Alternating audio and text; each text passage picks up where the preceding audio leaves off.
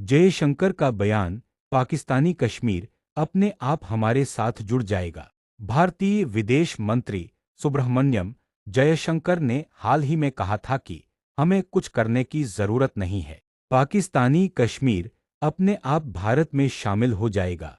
यह बयान सिर्फ एक राजनीतिक नारा नहीं, बल्कि एक सोची समझी रणनीति का प्रतिबिंब है।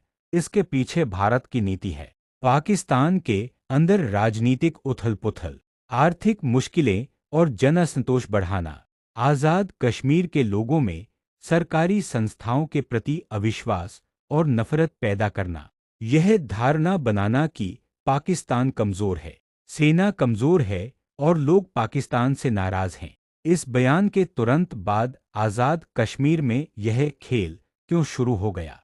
जयशंकर के बयान के कुछ दिनों बाद पीपुल्स एक्शन कमेटी और अन्य समूहों के नाम पर आजाद कश्मीर में अचानक हिंसक विरोध प्रदर्शन, हिंसा और सरकारी संस्थाओं पर हमले शुरू हो गए।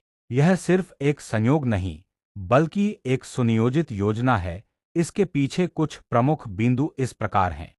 प्लस हाइब्रिड युद्ध, भारत सीधे हमला नहीं कर सकता, इसलिए वह दुष्प्रचार, सोशल मीडिया पर झूठे बयान और आंतरिक कलह का सहारा लेता है। प्लस दुष्प्रचार अभियान और वित्त पोषण, राज्य विरोधी माहौल बनाने के लिए विभिन्न समूहों को वित्त पोषण और सैन्य सहायता प्रदान की जाती है। प्लस राज्य संस्थाओं पर हमले, पुलिस, सेना या नागरिक संस्थाओं को निशाना बनाकर यह धारणा बनाई जाती है कि पाकिस्तान अपने क्षेत्र पर नियंत्रण नहीं कर सकता। प्लस अंतर्राष्ट्रीय जनमत, यह सब ऐसे समय में किया जा रहा है जब कश्मीर मुद्दा वैश्विक बहस का विषय है।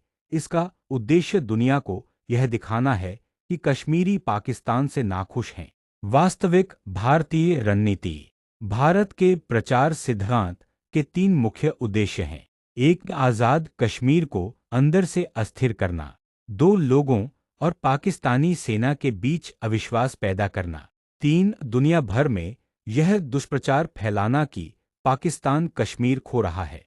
जयशंकर के बयान के तुरंत बाद हुए विरोध प्रदर्शन और झड़पें इस बात का स्पष्ट प्रमाण हैं कि यह कोई संयोग नहीं, बल्कि एक पूर्व नियोजित रणनीति है।